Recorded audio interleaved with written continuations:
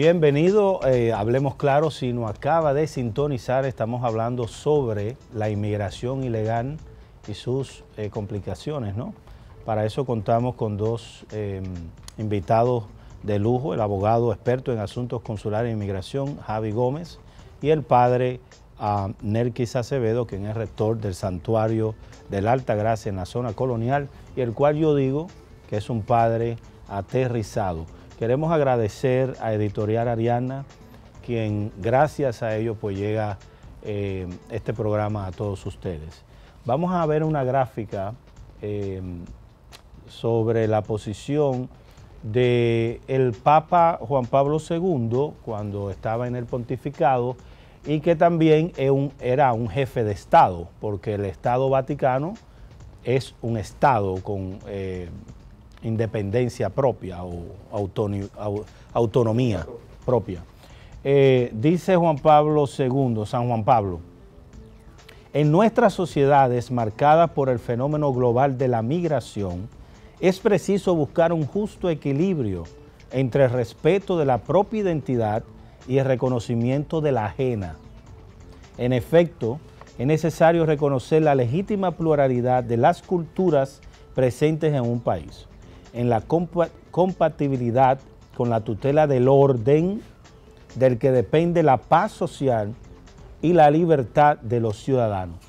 Más adelante, en otra Jornada Mundial de Inmigrantes y Refugiados, dice: así pues, exhorto a los católicos a sobresalir en este espíritu de solidaridad con los recién llegados a ellos.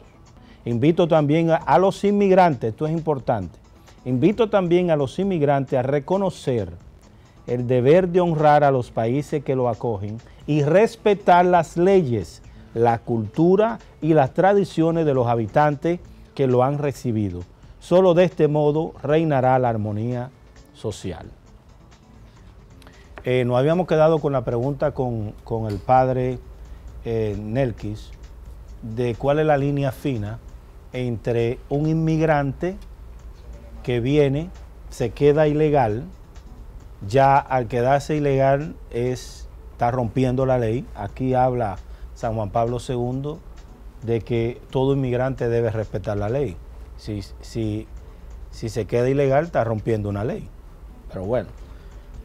Y no solamente eso, sino también me refiero a estos inmigrantes que delinquen en el país. Por ejemplo, hay inmigrantes de Europa, del norte de América, que vienen a prostituir o a buscar prostitución infantil, lo cual es un crimen. También vienen a delinquir en lavado de activos, de dinero, vienen a delinquir en inclusive poner academias de cómo robar carteras, etcétera. ¿Cuál es la línea fina de la caridad que debo tener, que habla el Papa, y estas personas que vienen a delinquir y que de alguna manera pues nos afecta como sociedad y que non grata persona? La caridad es ante todo la verdad. Okay. Y la Iglesia llama, todo hecho delictivo es pecado, ante todo, ¿no? Y la Iglesia llama al hombre a vivir en la verdad. Pues si cuando la Iglesia se encuentra con un inmigrante o no inmigrante que se encuentra en una situación delictiva, pues le llama a la conversión, a que abandone la vida del mal, los caminos oscuros por los cuales transita, y vuelva el corazón y la mirada al Señor. Pero también la Iglesia está de acuerdo en que lo deporten. Fíjate. Porque ha delinquido, ha roto la ley. Claro, en ese sentido sí, está de acuerdo, ¿me entiendes? Bueno. Siempre y cuando, la Iglesia no...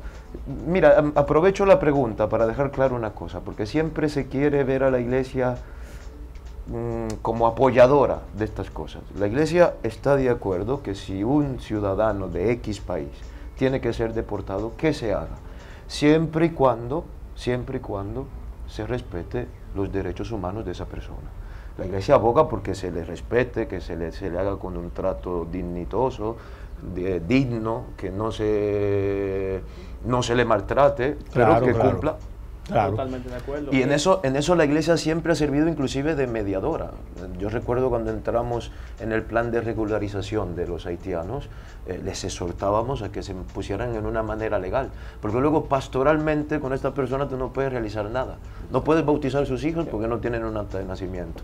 No puedes hacer el sacramento del matrimonio porque no poseen la documentación necesaria. Entonces, al final... Vamos a ver qué dice la ley. Qué bueno que el padre toque ese tema en cuanto al plan de regularización de personas extranjeras nacidas dentro del territorio dominicano, y que dentro del punto de vista de la iglesia se hace necesario tener alguna constancia de las personas para que pueda la iglesia hacer su trabajo. Ya que fíjese, inclusive para la iglesia misma, que es la primera abanderada de la caridad, se le hace necesario tener las regulaciones migratorias suficientes para que pueda funcionar el Estado. Fíjese, nosotros cada vez que hay un fenómeno migratorio, siempre hay choques culturales, lingüísticos y demás, que es lo que hace que las personas, y así ha señalado nuestro distinguido moderador, de que la iglesia, dentro de lo establecido por el Papa, de que deben de haber regulaciones por el Estado, para que pueda existir una buena convivencia y armonía y respeto a la creencia tanto del que vive en el país como del que llega, ya que la misma Constitución Dominicana establece que los extranjeros tienen el mismo derechos y deberes que tienen los ciudadanos dominicanos en el país. Siempre y cuando estén legales, ¿no? No, independientemente de eso, porque son derechos fundamentales. Los derechos fundamentales. Sí, por ejemplo, yo pregunto, aquí hay una ley de medio ambiente donde no se pueden talar árboles para hacer carbón. Desafortunadamente, quizá por cultura o por ignorancia, muchos inmigrantes haitianos talan y hacen carbón. Entonces ahí están rompiendo la ley. Exacto. Y no hay armonía. Están rompiendo la ley y están acabando con un país que no es de ellos. Entonces, ¿cuál es la línea fina? No, pero sin duda alguna siempre se pronuncia la iglesia en contra de tales hechos. Hoy mismo, en la sociedad dominicana, la iglesia es la primera abanderada de la defensa de la naturaleza misma, sobre todo a la luz de los últimos documentos del Papa. Bueno, el padre Rogelio, si no es por él... Por ejemplo, exacto, o sea, cuando aquí no se hablaba de defender nuestras montañas, nuestros montes, ya la iglesia lo hacía y lo pregonaba. Sí, claro, claro. Eso, sin duda alguna, estamos hablando de hechos muy extremos, que como iglesia, como nación, todos estamos en contra de esas cosas. La iglesia nunca permitirá que el bien común se vea amenazado. Exacto. O sea, la iglesia nunca permitirá que el bien común de los ciudadanos de un pueblo se vea amenazado. Y la tala de árboles o cualquier actividad delictiva va en contra del bien común de los ciudadanos dominicanos. Por lo tanto, la iglesia se pronuncia en contra de tales hechos.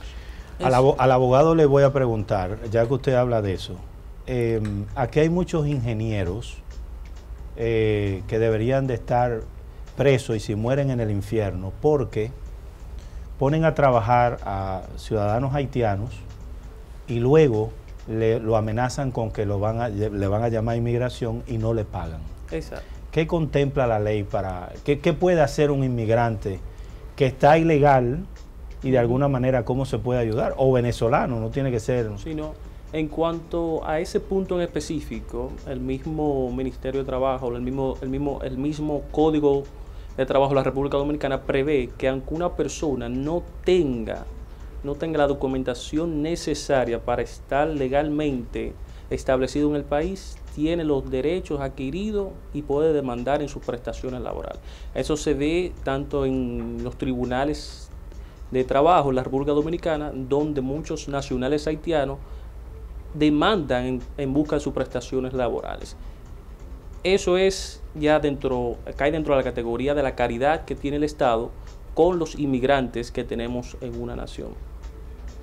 De que no sean objeto de abusos de personas que sí tengan poder o digamos los medios para poder disuadir de querer cobrar sus prestaciones o su trabajo realizado.